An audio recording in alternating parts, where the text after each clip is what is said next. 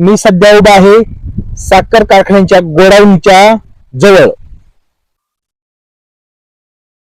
तर इथं असं दृश्य पाहायला मिळतंय. आता एक धक्कादायक बातमी. आता बातमी आहे साखर कारखाना संदर्भातील. साखरेच्या गोडाऊनला सिक्युरिटी देणाऱ्या वॉचमॅनला झोप लागल्यामुळे या झोपेचा फायदा घेऊन मुंग्यांनी तब्बल 99 किलो कमी 1 क्विंटल साखर रातोरात लांबास केली. हीच बातमी कारखान्याच्या मालकाला कळताच त्यांनी बॉयलरवर चढून उडी मारून आत्महत्या करण्याचा प्रयत्न केला. पण त्यांच्या 2 पांगळ्या बॉडीगार्डनी त्यांना हाताला धरून खाली आणलं. आता त्यांच्यावर अंतिम संस्कार चालू आहे. नाही चुकलं. आता त्यांच्यावर दवाखान्यात उपचार चालू आहेत. आमचे प्रतिनिधी लबाडचंद वाहिबोले हे सध्या साखर कारखान्यावरती आहेत. आपण त्यांच्याशी संपर्क साधूया.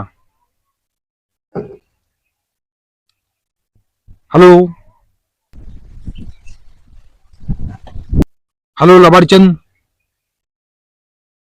लबाडचंदापर्यंत आपला आवाज आता पोहोचत नाही.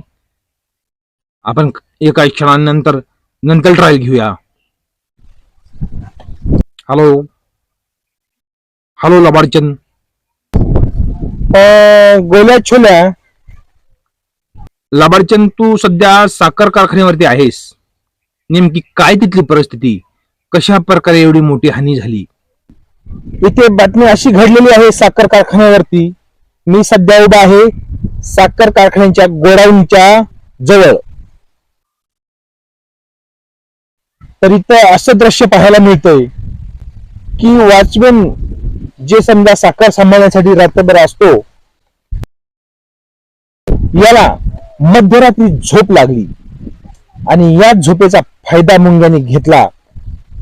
थोडी नाही तर तब्बल 1 क्विंटलला 99 किलो कमी साखर मुंग्यांनी रातोरात लांबपास केली. ही बातमी कारखान्याच्या मालकाला कळताच त्यांनी सरसर त्या बॉयलरवरती चढून उडी मारण्याचा प्रयत्न केला. पण असं झालं की त्यांचे 2 पांगळे बॉडीगार्ड होते. त्यांनी त्यांना हाताला धरून खाली आणलं आणि मग धीर देण्याचा प्रयत्न केला. तर मग बैलगाड्यावाले, छकड्यावाले, पोळीवाले, चारचाकीवाले, भुश्यावाले, मळीवाले सगळेजण आले आणि त्यांना सर्वांनी धीर दिला. या दुःखातून सावरा. आता सध्या त्यांच्यावर अंतिम संस्कार सॉरी चुकलं. आता सध्या त्यांच्यावर मोठ्या हॉस्पिटलमध्ये उपचार चालू आहेत.